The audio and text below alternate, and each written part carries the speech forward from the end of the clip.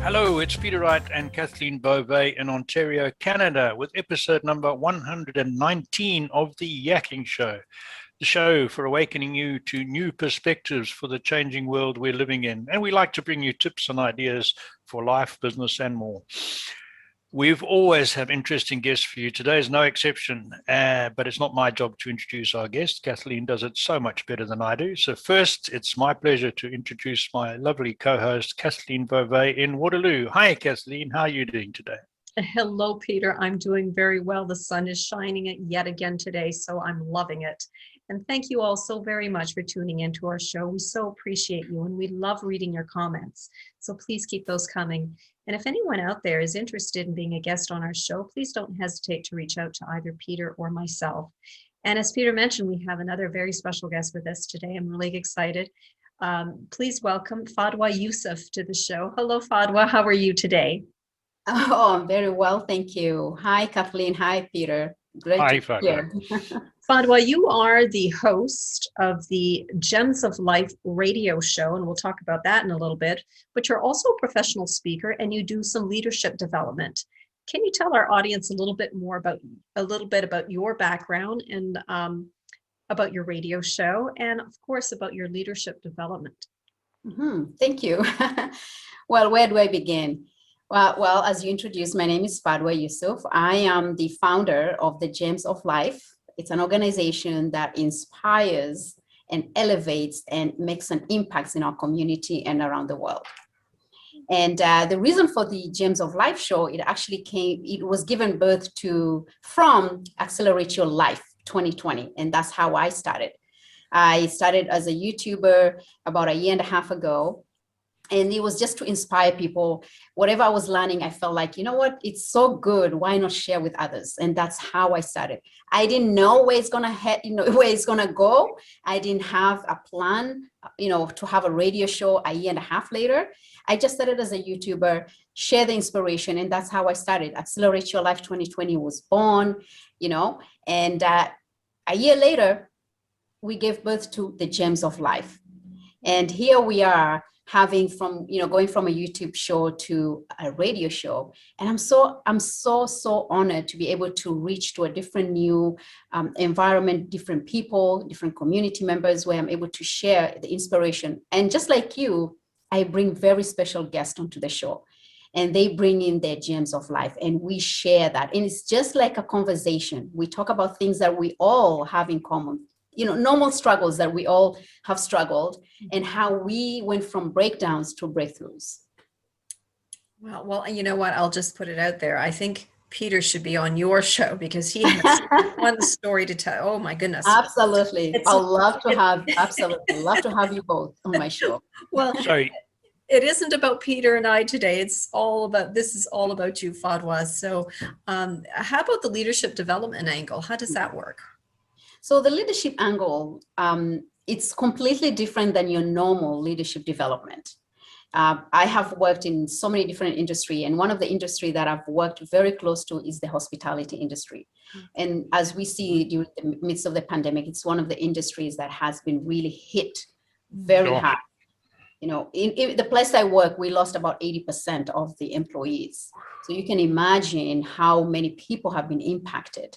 Mm-hmm. And so the leadership development, as a coach, I'm a speaker coach and I'm an inspirational coach, I help individuals, I help my clients elevate from a place of feeling hopelessness to a place where they feel hope, where they feel that they have the capacity within them, that you're not defined by the role that you played, whatever position you are at or the company you worked at, and you're not there anymore. Your life is not defined by that. Your life is far defined by what you have within yourself, the resources, the inner resources, and we all have that capacity within ourselves. So I work in the leadership development is bringing in that capacity and the inner resources within oneself to look inward and say, what are the skills? What are the experiences? What are the gems of my life that I have learned that actually I can utilize? This is the best time to actually reflect and take on, go actually into that gem in your life and pick one. And not only just for you, this is time to give to others. What is that thing that you have within yourself that you can bring it to others, because now we are we are past ourselves. We are past ourselves right now. And that's the leadership development, is going into yourself and saying, what is it, that one thing that I have that others can benefit from? Mm-hmm. Sounds very good. And could I say, or I expect, this is my opinion, that in the hospitality industry, a lot of the people who are no longer working because of this, the situation we're in, are people that didn't have a lot in the way of resources in the first place. Otherwise, they might not have been working in that industry. So they are definitely in need of your services, right? Absolutely. Like, I was one of those people who fortunately was able to stay back, right? Mm-hmm. But right up until now, I am not there 100%. I am only there on a part-time basis. So I too am affected by it. There are people who 100% will let go. I go there. I'm there on a part-time basis. But what is it that I can use? What is it that I have learned over the years that I can utilize and do something with it outside of what I was doing? And that's what we talk about leadership development, right? What is that thing that you can take a lead on, that you can pursue on, that you have within you, that you can explore and take it even farther? This is the time to be creative. This is the time to be creative. And we can only find that this is the best time. We have the time right now, no excuses. Yeah, you're right there. You're right there. So I want to switch direction a little bit. And on your website and in your show, you talk a lot about forgiveness. Tell our audience how you helped understand the power of forgiveness and of letting go. Talk a bit more about that to our audience. Yes. You know, let's just, before when we talk about the power of forgiveness, let's talk about the power of not letting go. Sure. The power of not forgiving. Let's just understand that it's debilitating. Literally, it's like an ulcer sitting there in you and taking and overtaking your life. It robs you of experiencing the most beautiful moments of your life. It robs you from experiencing that time, being present with your loved ones. So forgiveness is a disease, basically, and we need to cure it. And there is cure. There is cure. And the power of forgiveness is truly magical. It opens up, it gives you that peaceful, presence. You're more present with yourself and the environment and the people you're with. You have peace, and it gives you the power to be free from letting all that stuff that you carried over the years. And the reason I talk about this with my clients and even my family members is I have come to realize that I carried a lot of burden myself. I carried all the garbage. I carried all the stuff that people did to me, what they said to me, all the stuff that didn't work, the events in my life that never worked, And when I came to realize, hold on, all that is in my past. Why am I still taking it? Everywhere, it's like a shadow. Everywhere I go, it's there. I go to sleep, it's there. I wake up in the morning, it's there. It's not doing any justice to my life. And when I started learning the power of it and how debilitating it can be, I realized I need to let go. It's time to let go. I will never be free of my life and really live to the fullest if I continue to hold on to things. So there is power. There is power in forgiveness.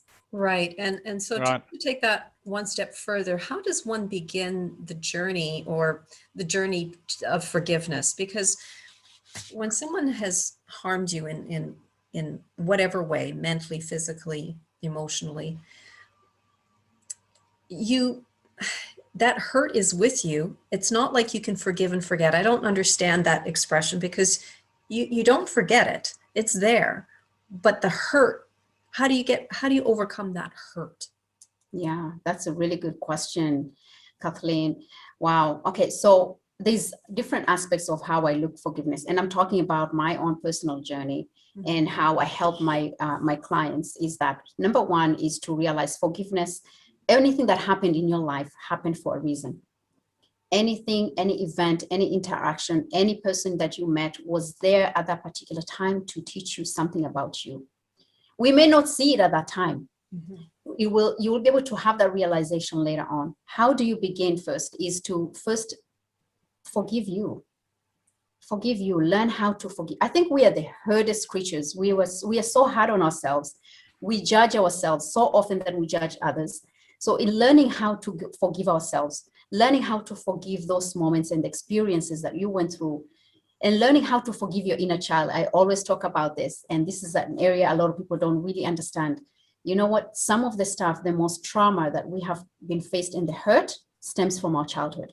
Mm-hmm. Sure. And it's going back to your childhood moments and forgiving yourself, forgiving that child in you, because that child in you is very much alive in you. And that child in you is very much alive in you, and also taking control of your life today and your choices and the decisions that you make. That child in you is there very much alive, who triggers you. Those moments where you thought, oh, I forgave. And then something happens and you realize, I did not forget. I did not forgive. So it's that inner child. So I say, go back to that inner child and make peace with that inner child. Hold that inner child. Hold that inner child's hand. It may be at a 5-year-old, maybe you're at 10 or 15, whatever age something traumatized happened to you or that hurt started, go back to that moment and make peace with that child. I would say that's the first thing. The second thing I would say, letting go and knowing that you have the pain, to let go of the pain. I say it takes a long time to get rid of that pain. Mm-hmm. It's a process. And for me, I say it's the triggers. The triggers are there to teach you something. Right. The only way you would know, and this is a very good exercise that you can actually look at and be really conscious about, what if you have really gone past that hurt and you have forgiven, truly forgiven, because sometimes you say, oh, I have forgiven that person, until something happens and then you bring up the issue.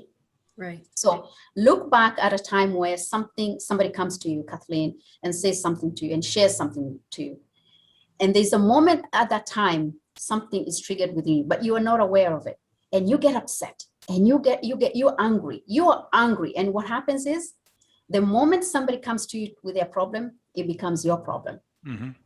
Because they have triggered something within you. Now it's your problem. Now you're reacting, overreacting, and angry and all that. But you're reacting to the wrong person. You're taking your anger to the wrong person, because that person just triggered something in you. So it's that time to actually look and say, hold on, where is this coming from? Why am I feeling the way am I feeling? Why are these triggers? Because then there's a message there. There's something under the surface that's cooking, wanting to come out. Right. So taking that time to actually learn from it and do something with it. How do you get rid of the hurt? How do you go past the hurt? Is forgive you, constantly forgive you. There's a mirror exercise I always tell my clients to do, and our listeners maybe can do this, is every morning before you do anything, just stand in front of your mirror and repeatedly 3 to 7 times, you can say this. You say your name, Fadhwa, I forgive you for, and say the things that you forgive yourself for. At first, it would be hard. At first, it may seem robotic. There's no emotions, no feelings. Keep doing it. As the days go by, I guarantee you, day 3, day 4, there's going to be emotions within yourself that you never thought existed. And go through that and do that 3 to 5 times and write it down in a journal. What I do is I have my phone. To this day, I do this. I have my phone, I put on my audio, and I stand there and I take a minute or so just to say that. Because I know I'm still a work in progress. There's things that I need to forgive myself for, so yeah, that's how you do it. It's a process. I'll give that. Mm-hmm. Sorry, I went along too far here. No, that's good. No, that's very good. Yeah. I wanted to just ask you something in connection with that. I've got another one I want to ask you in a moment, but am I right in saying that some people hold on to past hurts and upsets, and it becomes part of their identity? And even though it's painful, they don't want to let it go, because it's like letting go your right foot or something. It's part of them. Is that, am I on the right track there? Yes, they are. I'll give you an example. I've dealt with a lot of clients, and this is where an area where they hold on to something. Let's say, for instance, somebody's not in their life. Maybe it's a child whose one parent is missing in their life. That's very hard. And that creates a void within that child growing up, knowing that I've been abandoned. Why? No excuse. Why is this person not reaching out to me? And I say, that's not your burden to carry. That's a burden that the other person should carry. That's an adult who should be carrying that burden, not you. Correct. Right? And sometimes this child grows up into an adult person, becomes a parent. They're still carrying that burden. My father was not there, or my mother was not there. That's not your burden to carry. That's not your burden. So there's some stuff that we need to learn how to let go. Yes. need to cut ourselves and cut that tie and say, you know what, it's not that, it wasn't my fault. I didn't stop them from coming to see me. They made their choice. It's their choice, and they're going to live with their choice. That's not my burden to carry. So there's some stuff that we need to completely just release ourselves from. And there's things that we played a part in it, or somebody really truly hurt us, then that's something different. But if somebody made a choice and you choose to take that burden, carry that burden because of somebody else's choice, I tell you right now, release that. It's not yours to carry. What I was getting at as well was that, using your example, one parent leaves when the child's still young. I think there's many cases where the child says, I can't do this, I can't be that, I can't, because I was brought up by one parent. I didn't have a mother figure, I didn't have a father figure, whatever. And that becomes part of their identity. I was the product of a single parent family. But that's something else that shouldn't be allowed to color your life too much. What I really wanted to ask you, and I think I partly know the answer to this one, but I don't want to put words in your mouth, but I'm very interested. Do you believe if you have a strong faith, a strong religious faith, it doesn't matter whether that's Muslim, Christian, it doesn't matter, but I'm just saying, do you think if you have a strong faith, it makes it easier to forgive? That's a really good question. If we remove religion, because I'll come back to that. If we remove religion on the side and say, okay, put the religion aside, we're humans, we're all in the human race. I truly believe forgiveness is key. Truly forgive. I truly forgive. I truly believe that forgiveness is key to living a peaceful life. No matter your race, no matter your color, no matter if you're big or small, or male or female, child or an adult, forgiveness is key to living a beautiful, peaceful, happy life. And in when it comes to my religion, we just finished Ramadan. We were fasting. And before Ramadan, every single person that I know of, or even I myself, every person that I know of, or people I knew, the first message that I got was, forgive me if I had wronged you, consciously or unconsciously. Because you're going into the month of Ramadan, you want to go in with nothing. You don't have any grudges, no judgment. You're just going in there to purify yourself. And you can't purify yourself when you have hurt someone.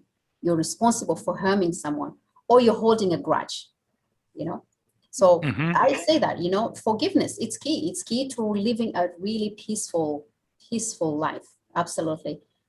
And going back to that last comment, Peter, that you mentioned, I truly believe sometimes I think we tend to hold other people too much. We give them too much power when it comes to our life.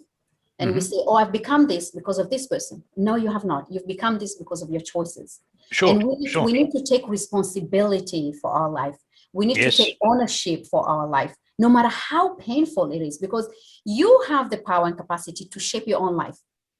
You have the power and capacity to lead your own life and live the life that you want and recreate. And you can recreate your life. If you don't like something about it, do something about it.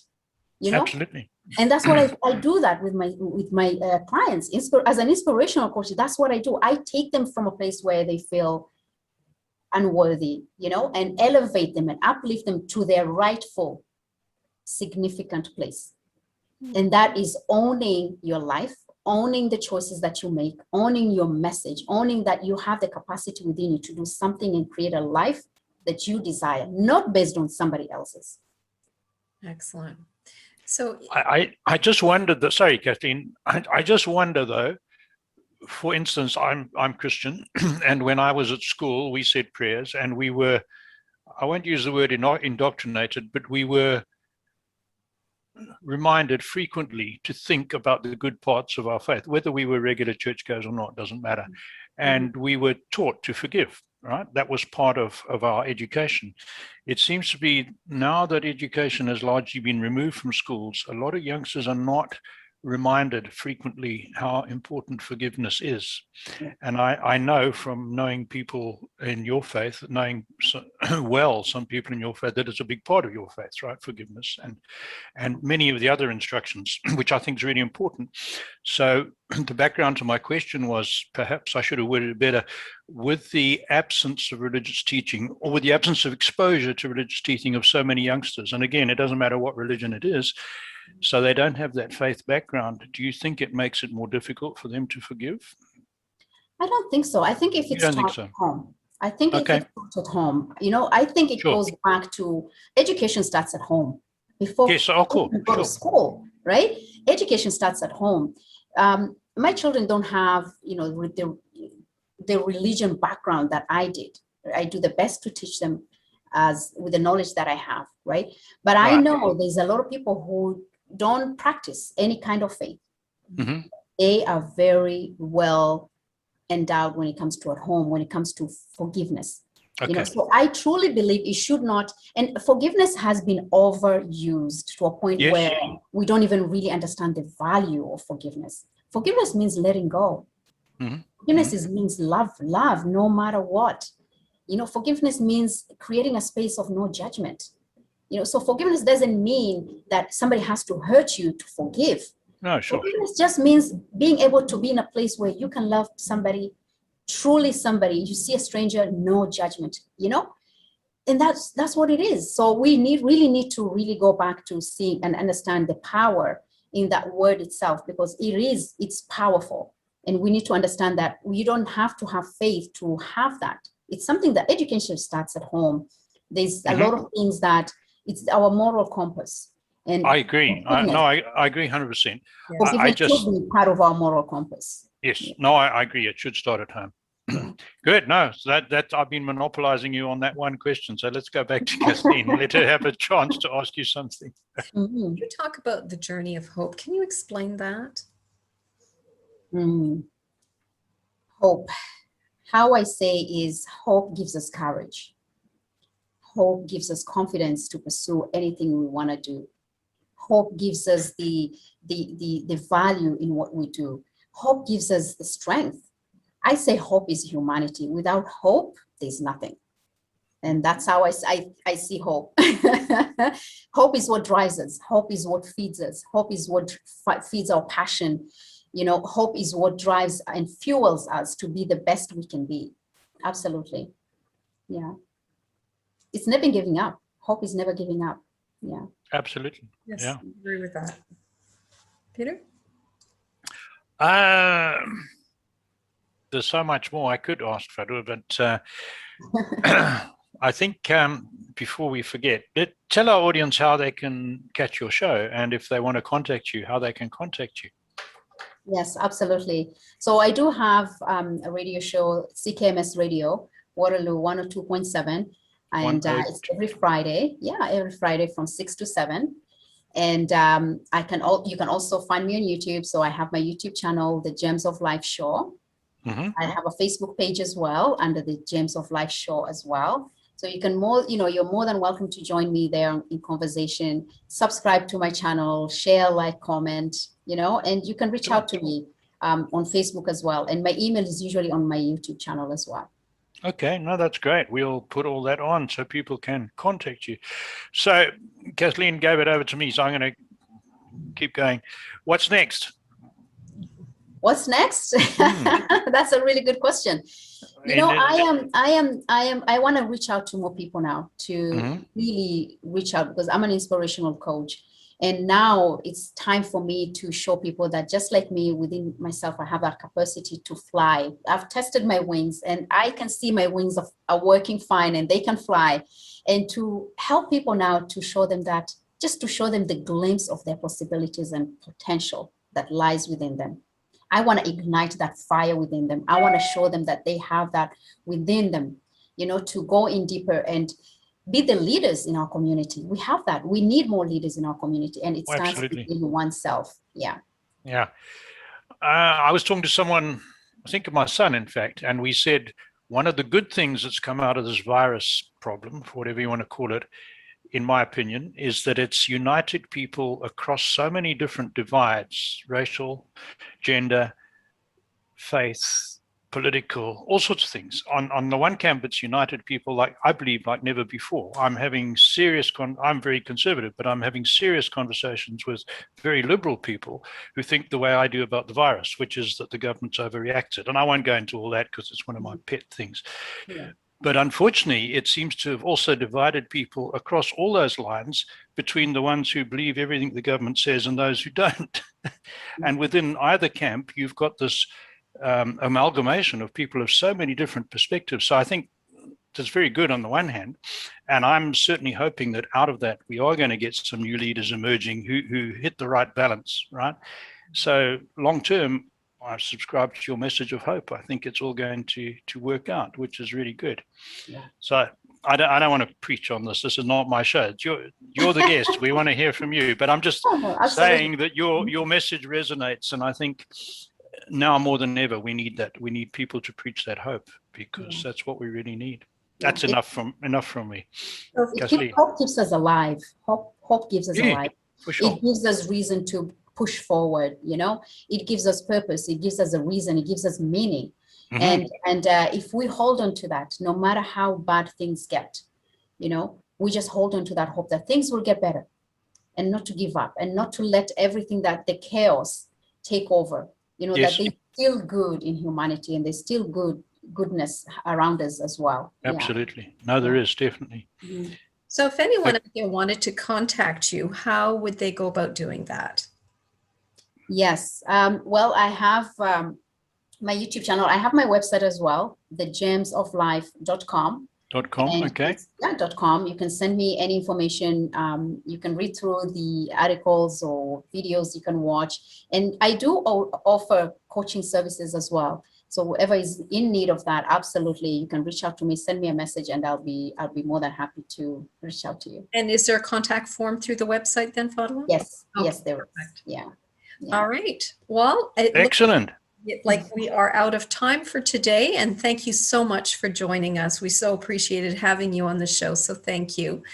And thank you all so much for tuning into our show. Once again, we appreciate you, and we love reading your comments, so please keep those coming.